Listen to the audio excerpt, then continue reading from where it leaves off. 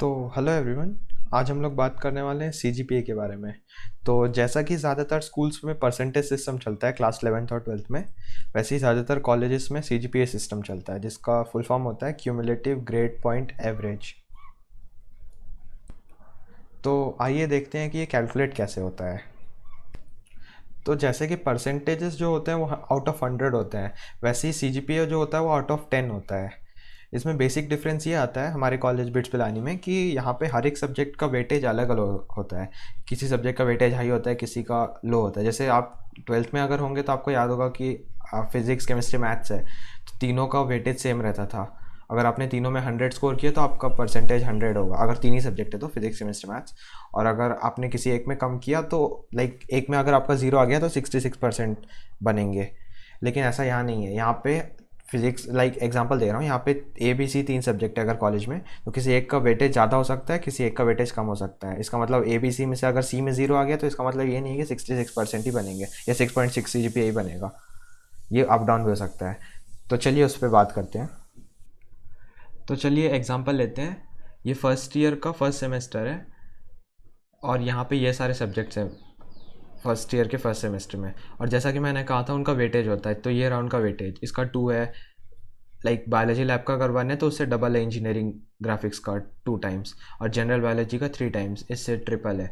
तो ऐसे ही वेटेज है। ये सब आप रेशियो में आप देख सकते हैं। 3/17 करके इसका वेटेज उतना है, इसका 1/17 वेटेज है, इसका 3/17। ऐसे ही करते करते आप चेक कर सकते हैं किसका कितना वेटेज है। तो चलिए देखते हैं कैलकुलेट कैसे होता है सीजीपीए। तो मान लीजिए आपके पास कितने यहाँ पे हो गए ईजी मतलब कि इंजीनियरिंग ग्राफिक्स। तो इंजीनियरिंग ग्राफिक्स का आपका 2 है लाइक वेटेज।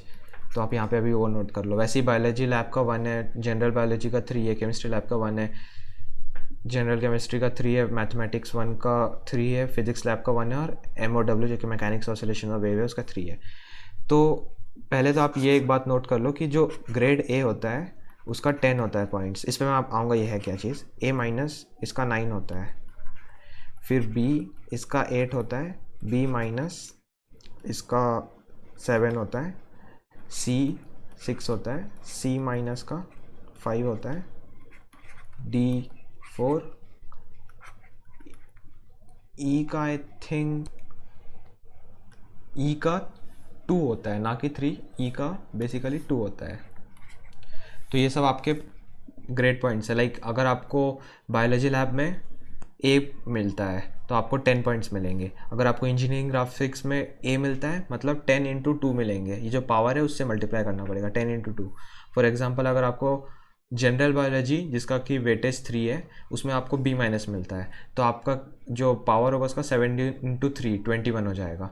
ऐसे ही करते करते कैलकुलेट करना है। तो क्योंकि ये आउट ऑफ 10 निकालते हैं हम लोग सीजीपीए, जो जितना टोटल है, जैसे कि यहाँ पे टोटल 17 है, ठीक है, तो 17 को हम लोग मल्टीप्लाई कर देंगे 10 से, ये हो गया 170। तो अब जो भी आपको निकालना है, जो सीजीपीए कैलकुलेट करना है, वो आउट ऑफ 170 निकालना पड़ेगा। ठीक है, अब आप कैसे निकालेंगे वो देखते हैं। तो मान लो हम एक एग्जांपल लेंगे। मान लो आपका इंजीनियरिंग ग्राफिक्स में आया ए, तो वो हो जाएगा 2 × 10।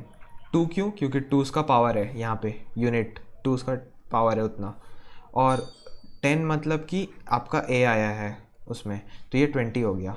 ठीक है, तो हम लोग एक जगह लिखते रहेंगे 20 प्लस, अगर मान लो बायो लैब में आपका लगा बी, तो बी का मतलब 8, और 8 × 1 हो जाएगा 8, प्लस जनरल बायोलॉजी में आपका बी माइनस लगा मान लो, तो इसका 3 है, तो 7 × 3 21 हो गया, तो 21 प्लस, ऐसे ही करते करते मान लो आपका 10 है, केमिस्ट्री लैबोरेटरी में आपका 10 है, तो 10 × 1, 10 मेरा मतलब ए है, तो 10 × 1 10 हो गया। अब मान लो किसी का जनरल केमिस्ट्री में सी लग जाता है, और उसका जो यूनिट है वो 3 है जनरल केमिस्ट्री का, और सी मतलब कि 6, तो 6 × 3 18। ऐसे यहाँ पे 18 लिख देंगे हम लोग। प्लस मैथमेटिक्स 1 में मान लो उसको ए लगता है, तो 10 × 3 30 हो गया। फिजिक्स लैब में मान लो किसी को डी लगता है, तो 4 × 1 4 हो गया, क्योंकि 4 यहाँ डी का 4 होता है, और फिजिक्स लैब में 1 उसका वेटेज है, तो 4 × 1 4 हो गया। और MOW जो कि मैकेनिक्स ऑसिलेशन वेव्स है उसका 3 है पावर, और उसमें मान लो B माइनस लगता है, 7 इंटू 3 21 हो गया। ठीक है, तो अब इन सबको ऐड करेंगे और ऐड करने के बाद डिवाइड कर देंगे 170 से, वो आपको क्यूमुलेटिव ग्रेड पॉइंट एवरेज हो जाएगा। क्योंकि कोई कैलकुलेशन मिस्टेक ना हो इसलिए मैं कैलकुलेटर का यूज़ करूँगा। तो चलिए कैलकुलेट करते हैं। 20 plus 8 plus 21 plus 10 plus 18 plus 30 plus 4 plus 21, तो जो आंसर आएगा वो आएगा 132। ठीक है, तो अब अगर कैलकुलेट करना है CGPA तो 132 डिवाइडेड बाय 170 इंटू 10, क्योंकि हम लोग CGPA आउट ऑफ 10 निकालते हैं।